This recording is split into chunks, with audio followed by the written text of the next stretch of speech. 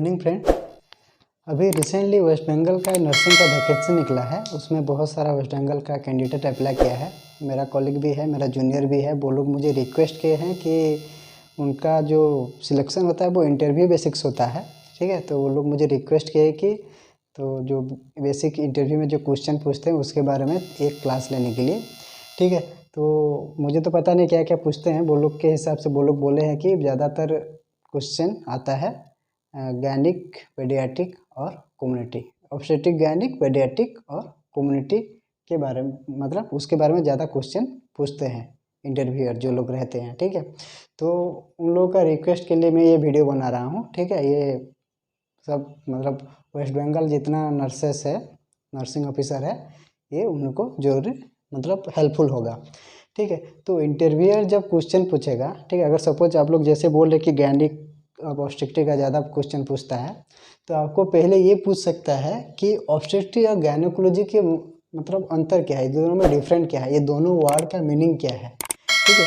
चलो वो देखते हैं एक एक करके, मतलब बहुत ज़्यादा टाइम नहीं लेंगे क्योंकि इंटरव्यू ऐसे भी और 3-4 दिन में होगा उन लोगों का, ठीक है। 2-3 पार्ट में हम सब पेडियाट्रिक, कम्युनिटी सब थोड़ा थोड़ा बेसिक्स देख लेंगे, ठीक है। ऑब्स्टेट्रिक का मतलब ये जो ऑब्स्टेट्रिकल कंडीशन होता है ये रिलेटेड होता है प्रेगनेंसी टू बर्थ, ठीक है। मतलब एक फीमेल प्रेग्नेंट होने से बर्थ तक जो प्रॉब्लम हो रहा है, जो कुछ दिक्कतें आ रहा है, डिजीज हो रहा है, उसको हम लोग ऑब्स्टेट्रिक में देखते हैं, ठीक है। और गायनेकोलॉजी में क्या होता है, मतलब एक प्यूबर्टी से लेके टिल मेनोपॉज तक, मतलब जितना भी फीमेल रिप्रोडक्टिव सिस्टम में जितना भी डिजीज आता है और प्रॉब्लम आता है उनको हम गायनेकोलॉजी में देखेंगे, ठीक है। तो ऑब्स्टेट्रिक में भी बहुत सारा डिजीज है, गायनेकोलॉजी में बहुत सारा डिजीज है, सभी देखने के लिए अभी टाइम नहीं है, ठीक है। जो इंटरव्यू में आ सकता है वही हम देखेंगे। जैसे कि ऑब्स्टेट्रिक में ज़्यादातर पूछ सकते हैं लेबर, ठीक है, मैकेनिज्म ऑफ लेबर, ठीक है। और प्लासेंटा प्रेविया हो गया, अब्रेसिव प्लासेंटा हो गया, एक्टोपी प्रेगनेंसी हो गया, ठीक है। वो थोड़ा थोड़ा सब हम देखेंगे, ठीक है। ये ऑब्स्टेट्रिक का है। गायनेकोलॉजी में क्या क्या हो सकता है, हम लोग का जो मेनोपॉज क्या है, एमेनोरिया क्या है, उसके बारे में पूछ सकते हैं, ठीक है। तो वही हम अब थोड़ा देखेंगे, ठीक है। तो ऑब्स्टेट्रिक में एक एक पार्ट करके मैं थोड़ा बोल देता हूँ। ऑब्स्टेट्रिक में अगर हम बोलेंगे तो पहले लेबर देखते हैं, ठीक है। और तुम पूछेगा कि लेबर का मतलब क्या है, तो क्या बोलना, अगर एग्जामिनर आपको पूछेगा what do you mean by labour, labour का मतलब यह है कि जब एक ट्यूब कॉन्ट्रैक्शन होता है, ठीक है, यूटेराइन कॉन्ट्रैक्शन जो होता है, ट्रू यूटेराइन कॉन्ट्रैक्शन टू जो यूटरस को क्या करता है, डायलेटेड करता है, ठीक है।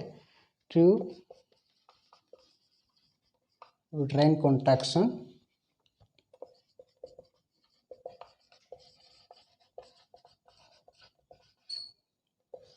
और dilatation of cervix,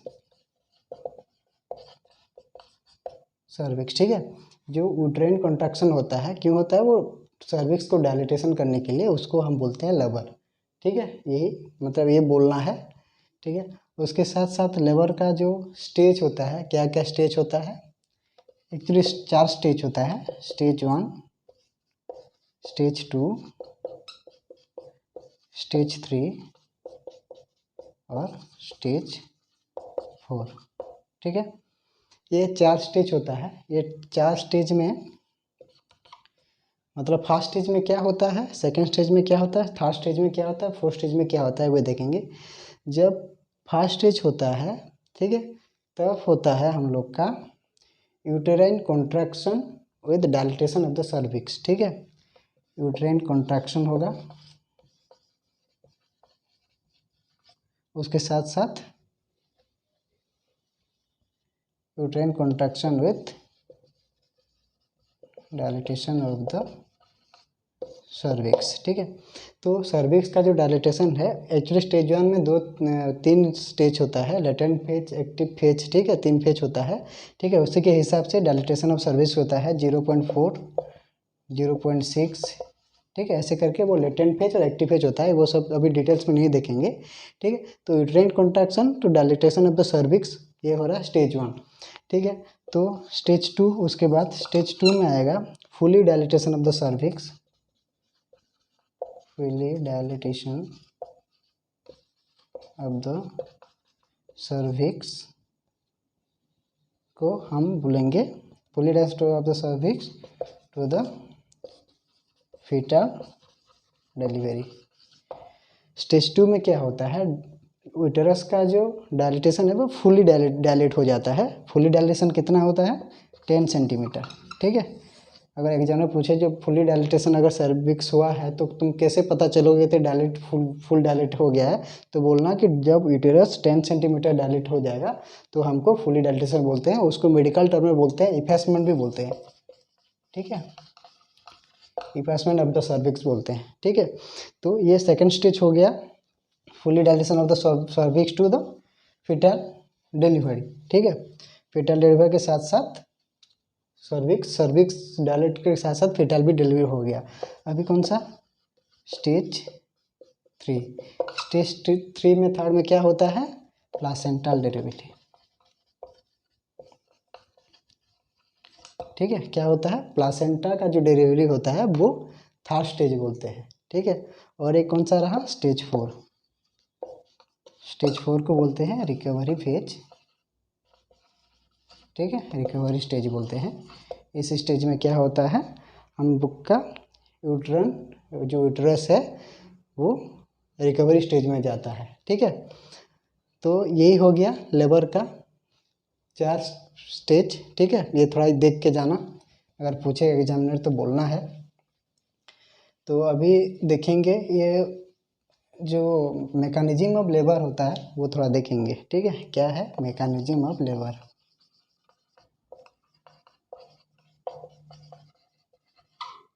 mechanism of labour मतलब क्या है, ये एक्चुअली फीटल का जो मूवमेंट है और पोजीशन है during passage from the pathway में, जब फीटल का जो मूवमेंट होता है, ठीक है, उसका पोजीशन होता है, उसको बोलते हैं मैकेनिज्म ऑफ लेबर। ठीक है, इसमें मतलब 7 मैकेनिज्म है, 7 टाइप का मैकेनिज्म है। उसमें क्या क्या है, फर्स्ट होता है एंगेजमेंट। ठीक है, फर्स्ट क्या है, एंगेजमेंट। उसके साथ साथ क्या होता है, डिसेंट। ठीक है, मतलब मैं डिटेल्स में नहीं बोल रहा हूँ, थोड़ा बेसिक्स बोल रहा हूँ ताकि तुम लोग याद रखें। डिटेल्स में इधर एंगेजमेंट क्या है, डिसेंट क्या है, कैसे होता है, ये सब डिटेल्स जाने के बहुत टाइम लगेगा। ठीक है, और डिसेंट के बाद फ्लेक्शन। ठीक है, पहले क्या होता है, फीटल का जो हेड, ठीक है, एंगेजमेंट होता है पेल्विस में। ठीक है, और ये पूछ सकता है कि एंगेजमेंट जो होता है वो मतलब प्राइमरी ग्रेविडा में कितना टाइम लगता है और मल्टी ग्रेविडा में कितना टाइम लगता है, वो भी बोल देंगे।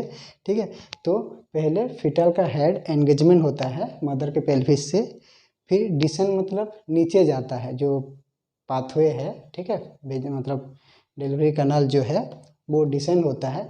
फिर फ्लेक्शन मतलब हेड, जो फीटल का जो हेड है वो बेंड होता है, उसको बोलते हैं फ्लेक्शन बोलते हैं। ठीक है, तब उसके साथ फ्लेक्शन के बाद इंटरनल रोटेशन होता है। फ्लेक्शन हुआ, फिर जो ऑक्सीपुट ब्रेगमेटिक ऑक्सीपुट के साइड में रहता है, ठीक है, फिर ये इंटरनल रोटेशन होता है। ठीक है, अंदर में रोटेट होता है। ठीक है, उसके बाद क्राउनिंग एक स्टेज होता है, क्राउनिंग। ठीक है, इंटरनल रोटेशन होने के बाद क्राउनिंग। क्राउनिंग मतलब हमारा जो फीटल का हेड है वह फीटल पार्ट्स जो भी है, ठीक है, वो वेजिनल पार्ट मतलब वेजिनल में थोड़ा दिखाई देता है, उसको बोलते हैं क्राउनिंग। ठीक है, उसके बाद फिर कितना हुआ, 3 4 5 क्राउनिंग। ठीक है, क्राउनिंग क्या है, मतलब जो फीटल का जो पार्ट्स है वो वेजिनल रूट में दिखाई देता है। ठीक है, उसके बाद क्या होता है, एक्सटेंशन। ठीक है, एक्सटेंशन मतलब फीटल का जो हेड है वो एक्सटेंड होगा। ठीक है, बाहर दिखाई दिया, फिर एक्सटेंड हुआ। एक्सटेंड के बाद एक्सटर्नल रोटेशन होता है। ठीक है, फीटल का हेड बाहर में दिखाई दिया, फिर वो एक्सटर्नल रोटेशन होता है, सोल्जर जब बाहर आता है। ठीक है, एक्सटर्नल रोटेशन होने के बाद सोल्जर बाहर आएगा तो उसको बोलते हैं एक्सपल्सन। ठीक है। ये डिटेल्स में बोलने से बहुत टाइम लगेगा, ये एक सेपरेट क्लास है, ठीक है, मैकेनिज्म लेबर। मैं सिर्फ पॉइंट बोल दिया, ये याद करके जाना, ठीक है। एग्जामिनर को अगर 3-4 भी पॉइंट बोल दोगे तो खुश हो जाएगा, ठीक है, अगर पूरा चुप नहीं रहना है, ठीक है। ये पार्ट बोलना है अगर मैकेनिज्म ऑफ लेबर अगर एग्जामिनर पूछे तो, ठीक है। और पूछ सकता है लाई क्या है, ठीक है, प्रेजेंटेशन मतलब क्या है, ठीक है, वो भी थोड़ा देख के जाना है। तो ये था मैकेनिज्म ऑफ लेबर, ठीक है। अभी और एक क्वेश्चन था, एंगेजमेंट जो होता है, ठीक है, फीटल जो एंगेजमेंट होता है प्राइमरी ग्रेविडा में, ये प्राइमरी ग्रेविडा मतलब जो मदर फर्स्ट टाइम प्रेग्नेंट हो रहा है उसको प्राइमरी ग्रेविडा बोलते हैं, ठीक है। और मल्टी ग्रेविडा मतलब जो मदर एक बार से ज़्यादा प्रेग्नेंट हुआ है उसको बोलते हैं मल्टी ग्रेविडा। प्राइमरी ग्रेविडा में एंगेजमेंट का जो ड्यूरेशन रहता है ये 12 आवर रहता है, 12 to 14 आवर बोल सकते हैं, ठीक है। ये प्राइमरी ग्रेविडा जो मतलब फर्स्ट टाइम प्रेग्नेंट हो रहा है उसका एंगेजमेंट का जो ड्यूरेशन है वो 12 आवर रहता है, ठीक है। और मल्टी ग्रेविडा में ये ड्यूरेशन 6 आवर रहता है, ठीक है। मल्टी ग्रेविडा में एंगेजमेंट का जो ड्यूरेशन है ये 6 आवर रहता है, ठीक है।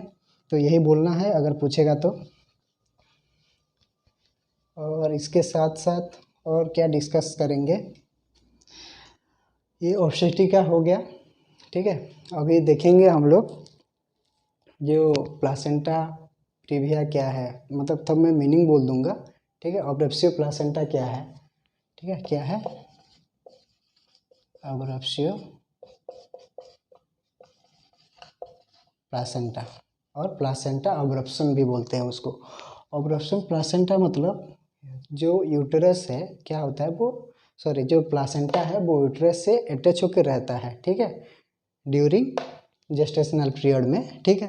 तब अब्रेसिव प्लासेंटा में क्या होता है, अगर पेशेंट को अब्रेसिव प्लासेंटा है और प्लासेंटा अब्रप्शन है तो वो जो यूटरस है, सॉरी, वो जो प्लासेंटा है वो यूटरस से डिटैच हो जाता है, क्या होता है, डिटैच हो जाता है और वो सेपरेट हो जाता है, ठीक है। क्या होगा,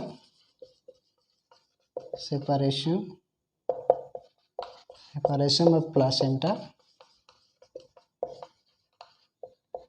फ्रॉम द यूटेरस, ठीक है, यूटेरस से डिटैच हो जाएगा और सेपरेट हो जाएगा प्लासेंटा, ठीक है। तब उसको बोलते हैं ऑब्रेसिव प्लासेंटा। ऑब्रेसिव प्लासेंटा में अगर पेशेंट को ऑब्रेसिव प्लासेंटा है तो क्या क्या दिखाई देगा, एब्डोमिनल पेन होगा, ठीक है, वेजिनल ब्लीडिंग होगा, ठीक है, सीवियर कॉम्प्लिकेशन में हाइपोटेंशन होगा, ठीक है। तो यही सब कॉम्प्लिकेशन दिखाई देगा अगर पेशेंट को साइन सिंड्रोम दिखाई देगा, अगर पेशेंट को एब्रेसिव प्लासेंटा है तो, ठीक है।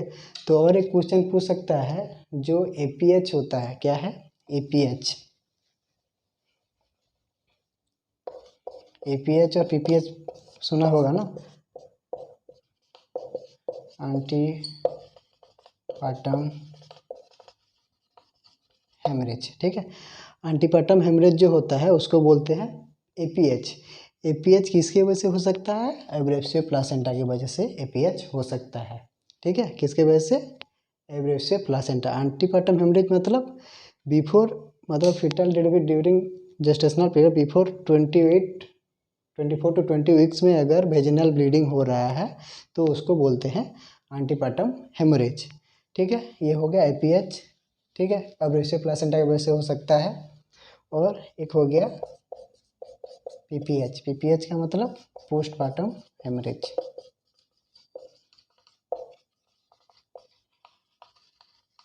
ठीक है, क्या है पोस्टपार्टम हेमरेज।